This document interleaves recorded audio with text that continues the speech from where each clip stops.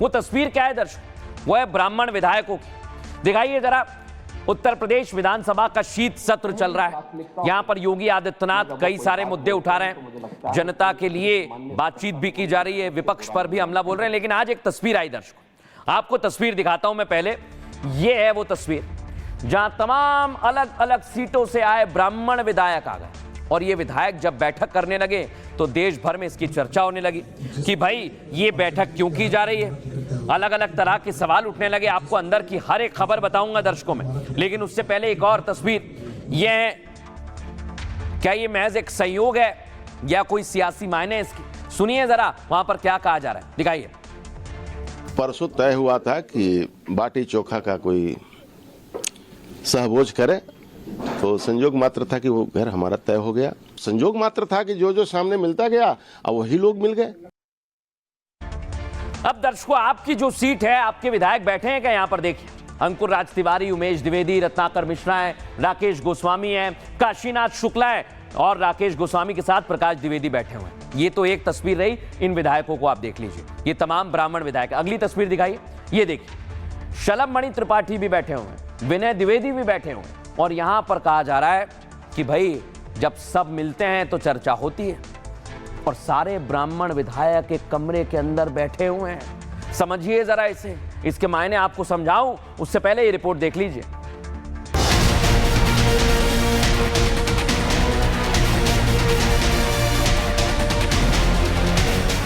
उत्तर प्रदेश की राजनीति में एक बार फिर जातीय गोलबंदी का नया अध्याय शुरू हो गया है। शीत सत्र में ब्राह्मण विधायकों के जुटान ने सियासी खिचड़ी पकने के संकेत दे दिए हैं। मॉनसून सत्र में ठाकुर विधायकों का मिलन हो चुका, तो क्या इसे 2027 से पहले यूपी की सियासत में ताकत की जोर आजमाइश की शुरुआत मान लिया जाए? मुझे लगता है कि जब विधानसभा का सत्र चलता है तो इसको ब्राह्मण और क्षत्रिय और पिछड़ा और अनुसूचित वर्ग से जोड़ के मत देखा करिए। विधायक एक दूसरे से मिलते रहते हैं, वो मिले हैं, उस तो कोई गलत बात नहीं है। हम सदन में भी मिलते हैं, घरों में भी मिलते हैं, मंत्रालयों में भी मिलते हैं, तो मिलना यह एक अलग विषय है, इसको अलग चश्मे से नहीं देखना चाहिए। ये जुटान आने वाले दिनों में यूपी की राजनीति को नया रंग दे सकता है।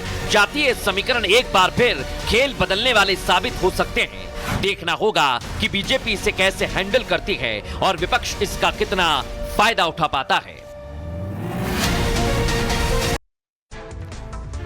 अब दर्शकों मैं आपको बताता हूं, जो ब्राह्मण विधायक पहुंचे उन्होंने कहा यह बैठक नहीं, ये तो भोज था।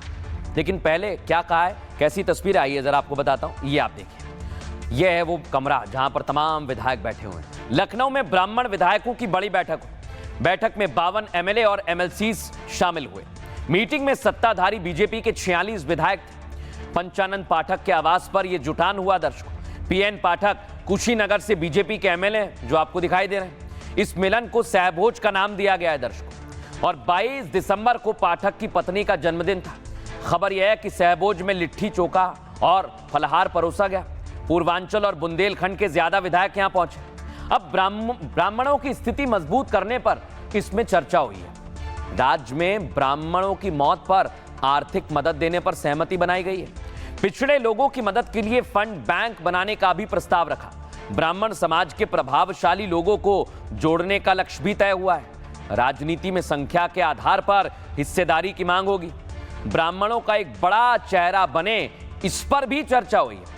एक और बैठक 14 जनवरी 2026 से पहले करने का फैसला लिया गया है। बैठक में सीएम योगी के पूर्व मीडिया सलाहकार शलभमणि त्रिपाठी भी शामिल हुए। पीएम मोदी के प्रधान सचिव नृपेंद्र मिश्रा के बेटे साकेत मिश्रा मीटिंग में रहे।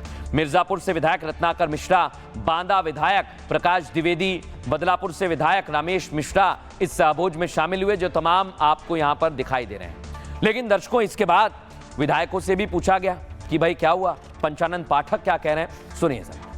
क्षत्रिय समाज ने बैठक किया, अच्छी बात है, ये होना चाहिए। अपने समाज का बैठक करके मुख्य धारा में जोड़ना चाहिए।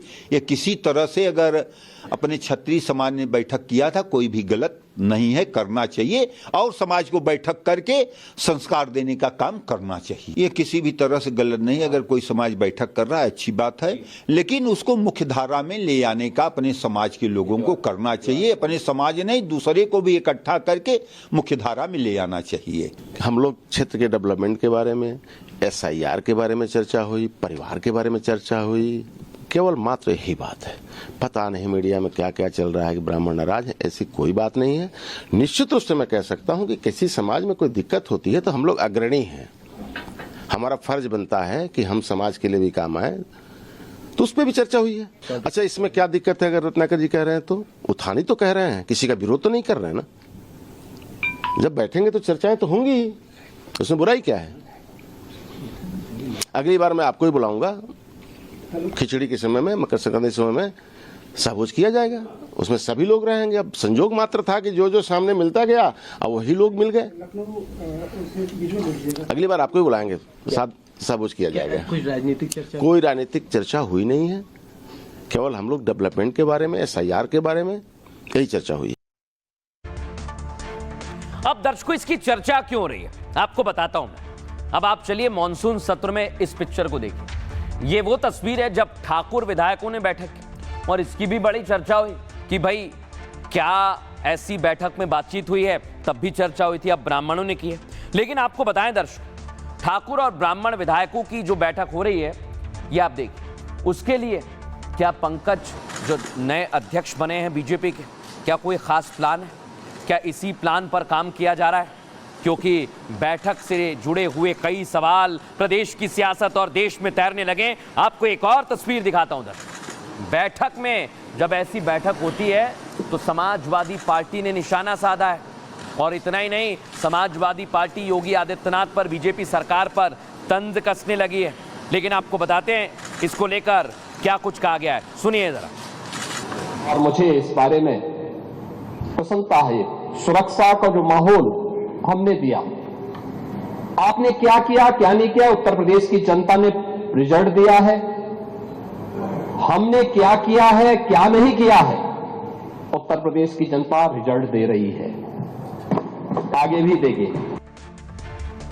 अब दर्शकों, बड़ी बात क्या है, ठाकुर विधायक भी जुटे, ब्राह्मण विधायक भी जुटे, इसके पूरे मायने क्या है, जातिगत समीकरण क्या है? आइए जरा मैं आपको विस्तार से समझाता हूं।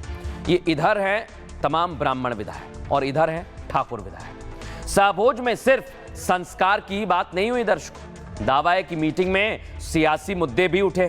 खबर यह है कि ब्राह्मण विधायकों ने जोर शोर से कहा है कि सरकार और बीजेपी में उनकी बात नहीं सुनी जाती है। अंदर की खबर तो यह है, संगठन और सरकार में पावरफुल शख्स की मांग उठी। पार्टी में ब्राह्मण पदाधिकारियों की कम संख्या पर भी चिंता जाहिर की गई। कहा गया कि ब्रजेश पाठक को डिप्टी CM बनाया गया है, लेकिन सरकार की ओर से उन्हें कोई ताकत नहीं दी गई है। 11 अगस्त को दर्शकों आपको बता रहा हूं, 2027 से पहले क्या जातीय ताकत का एहसास है। 11 अगस्त को ठाकुरों की बैठक हुई थी, ये वो तस्वीर है। और अब ब्राह्मण विधायक के कमरे में भोज के बहाने मिले और इन बैठकों को विपक्ष नाराजगी का नाम दे रहा है। हालांकि ब्राह्मण विधायकों ने इसे सिरे से खारिज कर दिया, लेकिन सियासत में संकेतों के काफी मायने होते हैं। यूपी में बीजेपी की कमान कुर्मी समाज के पंकज चौधरी को मिली है। दावा है कि ब्राह्मण नेता अपने को दबा हुआ महसूस करने लगे।